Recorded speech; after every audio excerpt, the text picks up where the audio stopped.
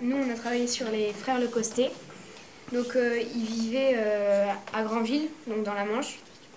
Raoul, c'est le grand frère, et son petit frère, il s'appelle Michel.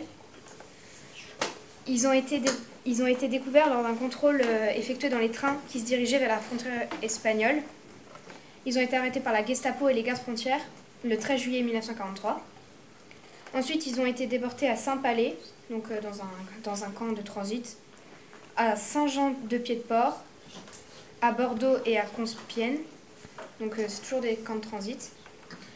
Après avoir fini leur déportation dans les camps de transit, ils ont été mis dans un camp provisoire, mais où ils sont en fait restés longtemps. Donc c'était à Dora en Allemagne. Ils ont eu le crâne rasé, les habits arrachés. Ils mangeaient que très peu et ils travaillaient très dur. Malheureusement, la dureté du camp, elle a tué le plus vieux des frères, donc Raoul, le 8 janvier 1944. Et son frère, lui, il a survécu jusqu'à la libération, mais il a disparu et plus personne n'a eu de contact avec lui après sa disparition. Nous, c'était Gilbert René, et il était résistant. Il était à Pont-Arçon dans la Manche, au 23 rue de Bray. Il est né le 31 janvier 1926. Il a été déporté à 17 ans pour sabotage de voitures allemandes, destruction de voies ferrées et nombreux coups de main. La Gestapo et la SS de la Wehrmacht, le 28 septembre 1943, l'arrêtent chez lui.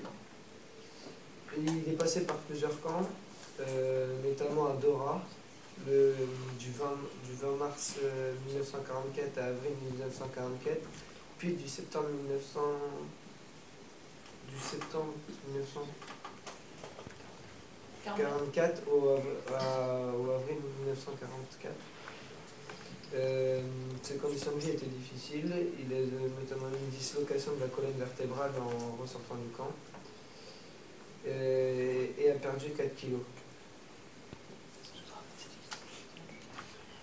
Israël, elle a été dénoncée par quelqu'un côté proche d'elle qu'elle était résistante, elle a été arrêtée en tant que résistante et elle a aidé à l'évasion du général Giraud. Puis en fait, elle a été à la prison de Montjuic à Lyon, elle a été aussi arrêtée à Lyon.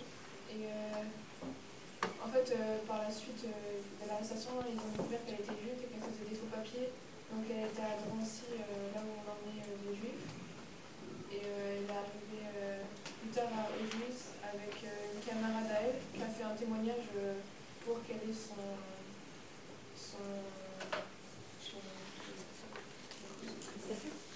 statut de déportée. Et à Auschwitz, elle avait 69 ans et du coup, ils l'ont tuée tout de suite. Merci.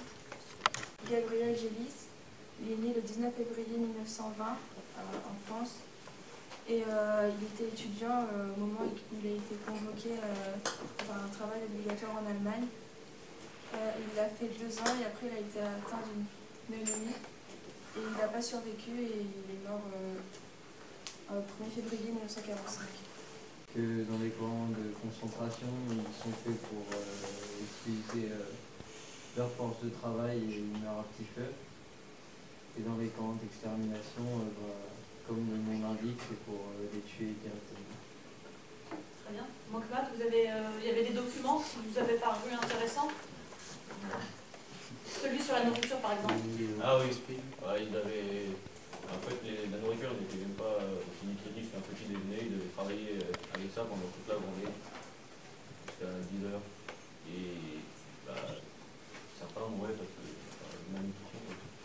On a le dossier d'une famille russe polonaise qui s'est installée en France et qui a été déportée en Allemagne. Et la mère et la fille, quelques jours après leur arrivée à Auschwitz, ils ont été tués.